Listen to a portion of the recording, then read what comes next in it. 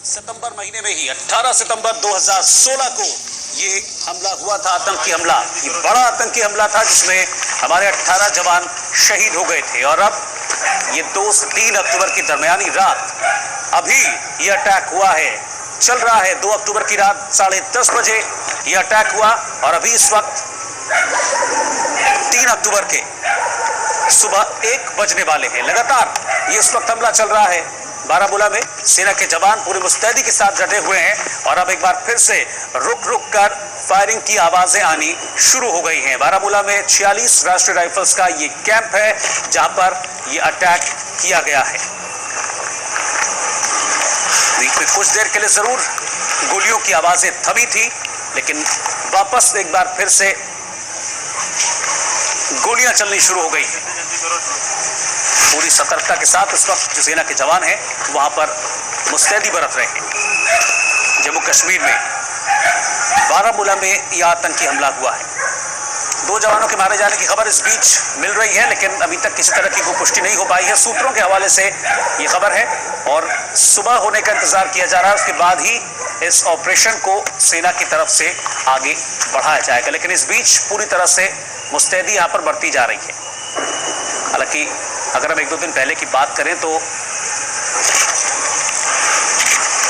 PoK में ये कहा जा रहा था कि जो आतंकी कैंप हैं उन्हें हटा लिया गया है, आतंकी हट गए हैं। लेकिन जैसा कि रक्षा विशेषज्ञों से बातचीत के दौरान सामने आया कि जो स्लीपर सेल्स हैं शायद उनको एक्टिव किया गया है और ये उन्हीं की नापाक हरकत है एक बार फिर से, जो कि उन्होंने सेना के कैंप पर हमला किया है। ये हमले की बाद की तस्वीरें आप देख पा रहे हैं बारामूला से। पहली तस्वीर जो कि हम आपको आज तक पर दिखा रहे हैं, गोलियों की आवाजें आ रही थी इन तस्वीरों में, ध्यान से सुनिए सर।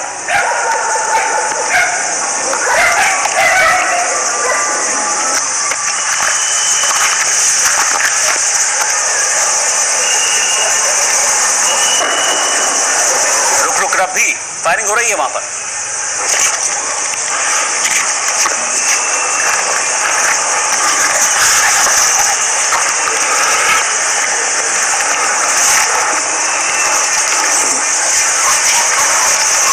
गौरव सावंत इस वक्त हमारे साथ, हमारे वरिष्ठ सहयोगी जुड़ गए हैं। गौरव, कुछ देर के लिए फायरिंग रुकने की खबर थी करीब 40 मिनट के आसपास, लेकिन अब वापस गोलियां चलनी शुरू हो गई वहां पर।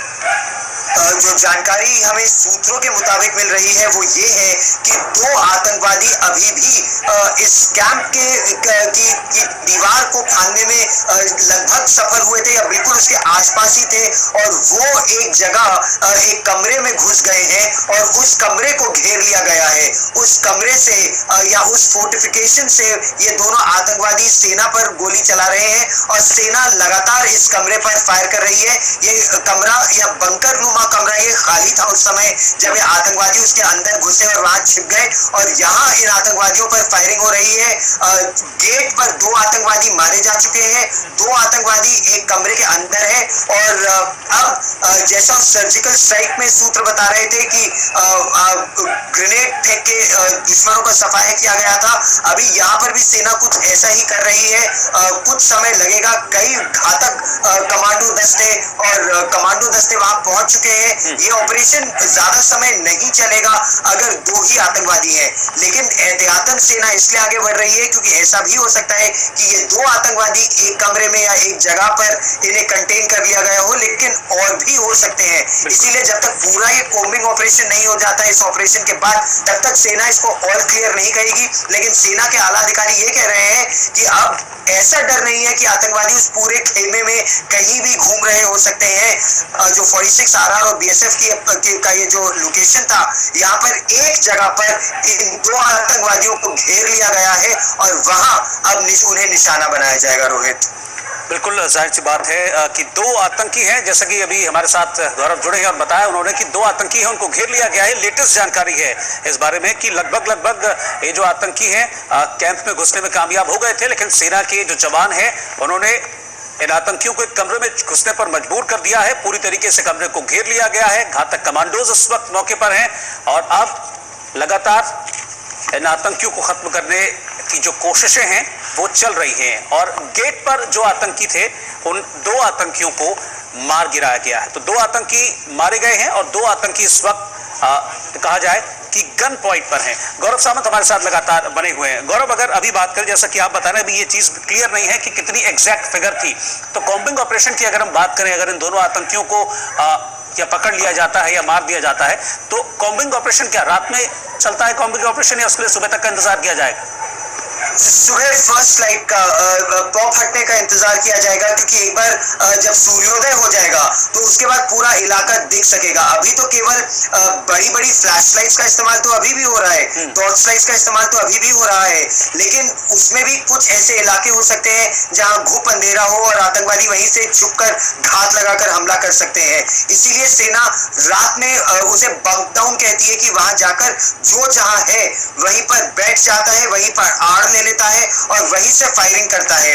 और उसके बाद जैसे ही सूर्योदय होता है, आसपास का इलाका जब साफ दिखता है, तो तब जहां भी आतंकवादी छिपे हैं उनको नेस्त नाबूद कर दिया जाएगा, उनको नष्ट कर दिया जाएगा। ये जो दो आतंकवादी एक जगह पर छिपे हुए हैं और वहां से फायरिंग कर रहे हैं, इनको तो ये मान के चलिए यहां से इनका निकलना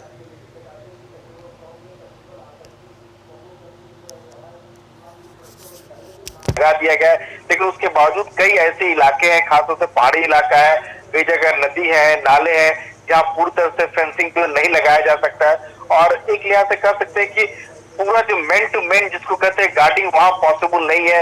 आपको ये बता दें, लाइटिंग है, सब कुछ होने के बावजूद, इतने जंगल है, वहाँ पहाड़ है, नदी है, नाले है, तो पूरा एक फुल प्रूफ नहीं किया जा सकता है कि जैसे कि कोई आतंकी आए नहीं। आपको ये भी बता दें कि लाइन ऑफ कंट्रोल से सटा हुआ गांव भी है, लोग भी रहते हैं, आबादी भी है, और जो जैसा इलाका है, टेरेन है, इसके लिए फुल प्रूफ नहीं कहा जा सकता है कि हो।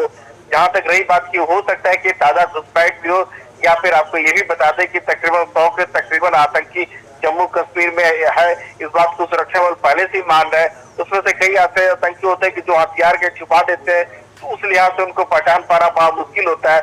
और जब उन्हें जो सीमा पार जो आका बैठे हुए हैं, चाहे आतंकी समूह हो, चाहे ISI जैसे ग्रुप हो, वो उन्हें निर्देश देते हैं, तो उसके बाद अपनी कार्रवाइयों में तेजी ला देते हैं। लेकिन अच्छी बात यह है कि जो सेना के जवान जो हाई अलर्ट थे, जो BSF के जवान जो हाई अलर्ट थे, उन्होंने आतंकियों के जो नापाक मंसूबे थे उन्हें कामयाब नहीं होने दिया।